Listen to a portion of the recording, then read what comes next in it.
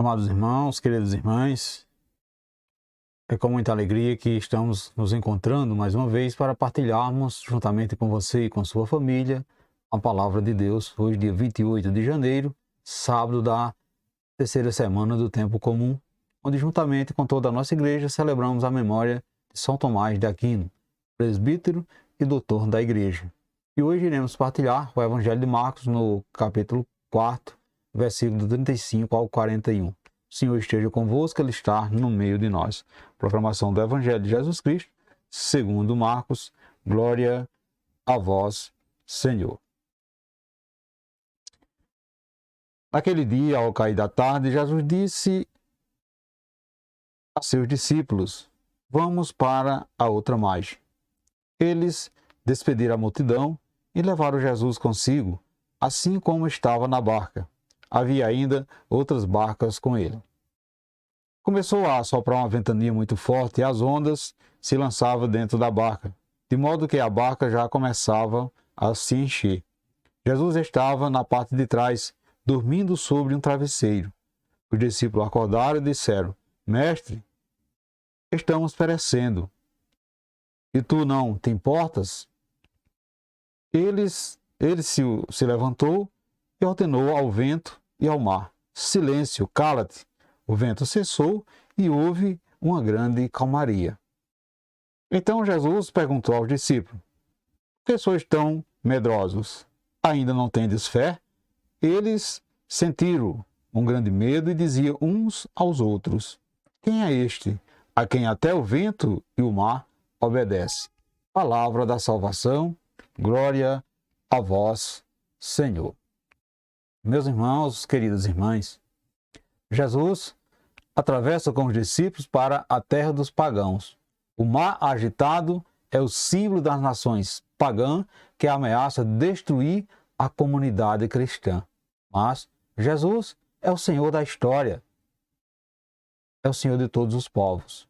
Então, o medo dos discípulos é sinal da falta de fé. Eles não conseguem ver que a ação de Jesus transforma situações.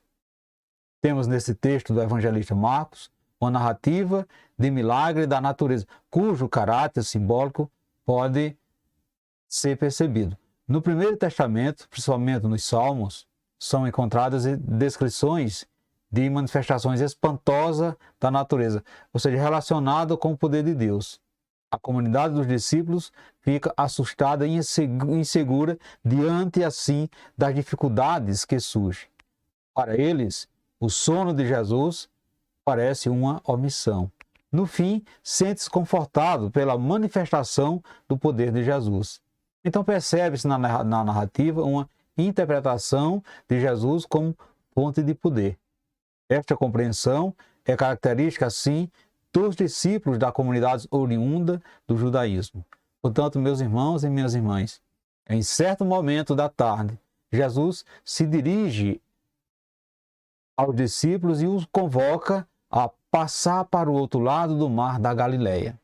Os apóstolos, então, despediram a multidão e levaram Jesus consigo, assim como estava a barca. É o que diz a Sagrada Escritura. Jesus não mandou que os discípulos fossem sozinhos, mas ele, o próprio Jesus, dispôs a ir junto com eles. Não foram eles que entraram na barca de Jesus, mas foi Jesus quem entrou na barca deles para fazer companhia durante a travessia. Os apóstolos deviam estar apreensivos, porém, a fé em Jesus era maior do que as suas dúvidas e apreensões.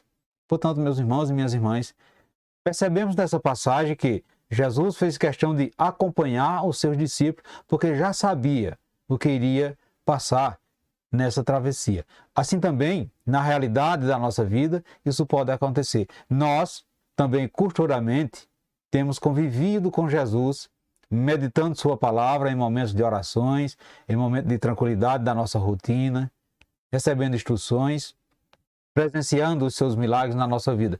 No entanto, chega o momento, ou seja, ao cair da tarde, em que o Senhor nos chama e ordena que passamos para o outro lado.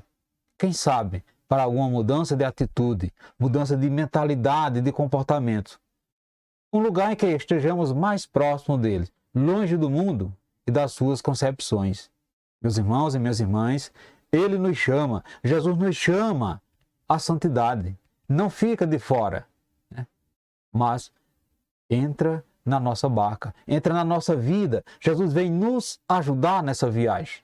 Jesus chama a cada um de nós, em particular, para levá-lo na nossa barca a um lugar que só Ele sabe onde fica, o que lá existe e o que iremos fazer lá. Portanto, meus irmãos e minhas irmãs, a nossa parte é apenas acolher o jeito que Ele, o jeito que Jesus está. E não querer dar nenhuma sugestão, apenas confiar que Ele nos levará a algo maravilhoso. Jesus nos chama é porque deseja nos formar de alguma coisa que ainda não vivemos e que é novo, outra maneira de agir, outra percepção das coisas, ou seja, outra conscientização. Todavia, meus irmãos e irmãs, podemos ter a certeza de que Jesus está conosco na barca. Como os discípulos, nós precisamos ter plena consciência de que no momento, com Jesus na nossa barca, nós também enfrentamos as tempestades, seja natural da nossa própria limitação e capacidade.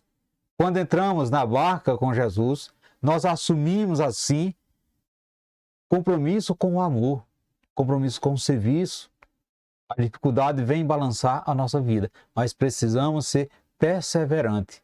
Por isso nós também começamos a temer quando ficamos entregues à sorte. Dizemos também como aqueles discípulos: Mestre, estamos perecendo, tu não te importa? Quantas crises também nós, como igreja, nós como povo de Deus, nós como família e como comunidade, experimentamos pela nossa falta de fé. Quantas crises! Ainda que a barca de Jesus balance ao sabor dos ventos contrários, nós que confiamos no poder do Espírito Santo, não poderemos nos atemorizar, não podemos temer. Jesus Cristo tem poder, meus irmãos e minhas irmãs, para ordenar ao vento que estremece o mar da nossa existência. Silêncio, cala-te. Eis que tudo fica calmo quando confiamos em Jesus. Os nossos medos se tornam fumaça e nós conseguiremos assim atravessar as tempestades, certo de que Jesus não está dormindo. Ele apenas espera a manifestação da nossa fé. É isso que devemos ter plena consciência.